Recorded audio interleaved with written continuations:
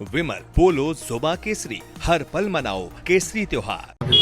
समझा ना, यूपी बिहार का आदमी जो भी यहाँ पर आकर के काम कर रहा है, पता है 3 दिन में कैसे चलेगा? अपने खाएगा कि घर भेजेगा? एक बात बताइए, यूपी बिहार का वोटर जो है उसकी संख्या बहुत काफ़ी है हावड़ा में, यहाँ सब इलाकों में। हालांकि टीएमसी ही जीतती है यहाँ बोलेगा पिछली बार। ये तो ठीक नहीं है ना, टीएमसी ठीक नहीं।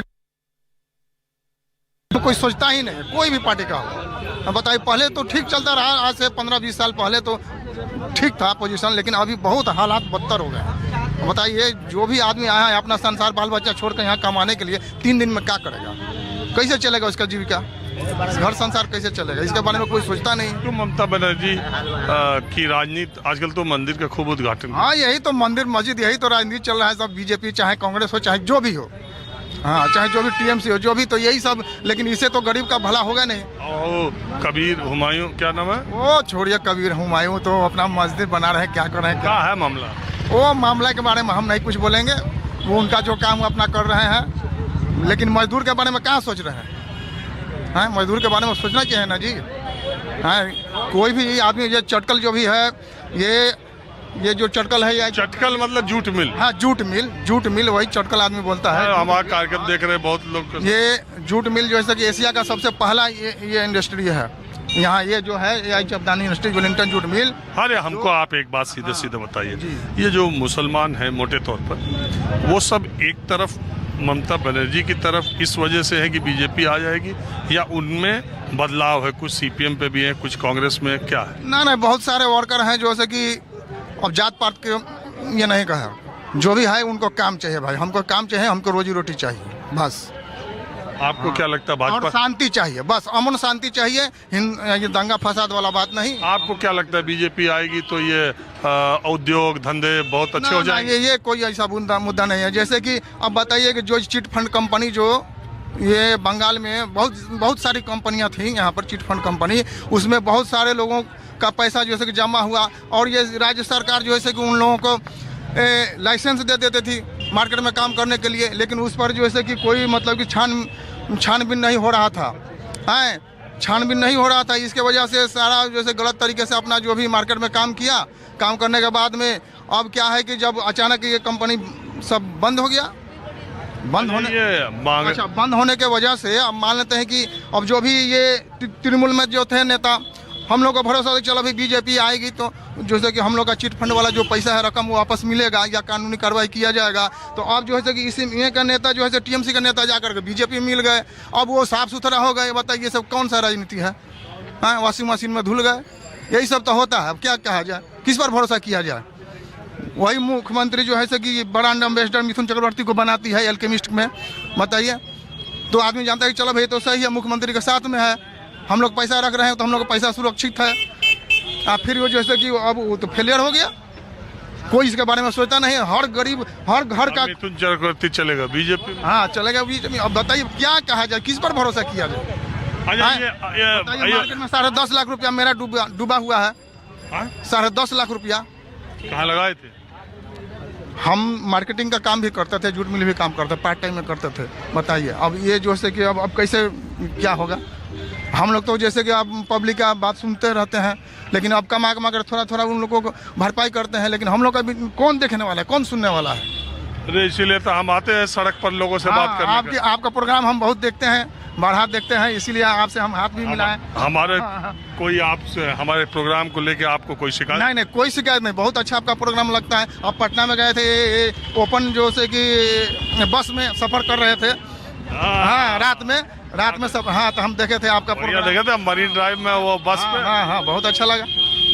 हाँ, बहुत खुशी की बात है। थोड़ा आप लोग से रिक्वेस्ट है कि आप इस इंडस्ट्री की बात को तो उठाने के लिए मैं यहाँ पर आया हूँ कि ये जो इलाका था वहाँ 1.5 लाख, न जाने जो लोग 60 साल से ज्यादा के हैं इस इलाके में, अगर आप उतर करके ऐसे उनसे बात कीजिए तो वो भावुक से हो जाते हैं। उनकी आंखों में एक अजीब सा दृश्य पैदा होता है कि ये पूरा इलाका यहाँ से लेके यहाँ तक और कई किलोमीटर तक दिन रात गुलजार रहता था। इतनी फैक्ट्रियाँ, इतना माल यहाँ से आता जाता था। और आपको मालूम है कि 1911 के पहले देश की राजधानी कोलकाता था और कोलकाता एक बहुत ही बड़ा बिजनेस हब था और बम्बई को एक बहुत अच्छा किस्सा भी मैं आपको सुना देता हूँ कि प्रधानमंत्री जवाहरलाल नेहरू ने ये तय किया कि इंजीनियरिंग का सबसे बड़ा संस्थान IITs का, वो तो आप जानते ही हैं कि आज़ादी के बाद पंडित नेहरू का विज़न क्या था।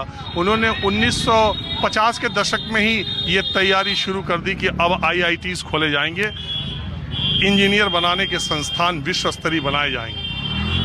और उन्होंने ये तय किया क्योंकि कोलकाता और मुंबई दोनों एक ही स्पीड से उद्योगों के मामले में, औद्योगिकीकरण के मामले में बढ़ रहे थे। तो पंडित नेहरू का झुकाव बम्बई की तरफ ज़्यादा था। उन्होंने ये तय किया कि पहला IIT मुंबई में बनेगा। आपको मालूम है उस समय के पश्चिम बंगाल के मुख्यमंत्री बिधान चंद्र राय बहुत ही जबरदस्त आदमी थे। उन्होंने तुरंत फ्लाइट पकड़ी, जब उन्हें पता चला वो दिल्ली पहुंच गए। जवाहरलाल नेहरू से उन्होंने कहा कि IIT मुंबई किस आधार पर पहला बनेगा। पहला IIT कोलकाता में बनेगा।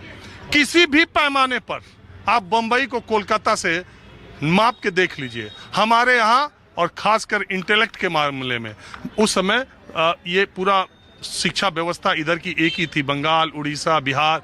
तो उन्होंने कहा कि हमारे यहाँ देश का सबसे अच्छा ब्रेन है बंगाल में और सबसे ज़्यादा उद्योग धंधे हैं। और यहाँ से अगर इंजीनियरिंग के स्टूडेंट निकलेंगे तो सबसे ज़्यादा हमारे उद्योगों को और बंगाल को फ़ायदा होगा। लिहाजा पहला इंस्टीट्यूट बंगाल में खुलेगा। और कहते हैं कि ये कहते कहते उन्होंने प्रधानमंत्री नेहरू का हाथ भी पकड़ लिया। प्रधानमंत्री नेहरू ने उनसे जब ये कहा कि ठीक है वहीं कोलकाता में खोलते हैं, उन्होंने कहा नहीं, कोलकाता नहीं खोलेंगे। कोलकाता तो ऑलरेडी डेवलप्ड है। हम कोलकाता से 100-150 किलोमीटर दूर हमने दिमाग बना लिया है IIT खड़गपुर। खड़गपुर एक जगह है, हम IIT खड़गपुर वहाँ बनाएंगे। और आपको मैं एक बात और बता दूं कि जब आप जाएंगे IIT खड़गपुर देखेंगे, आपको यकीन नहीं होगा कि 1951 में वो इंस्टीट्यूट बना था। 74 साल पहले इतने विजन से ऐसा इंस्टीट्यूट बनाया जा सकता है। बातचीत के सिलसिले में वो किस्सा मुझे याद आ गया।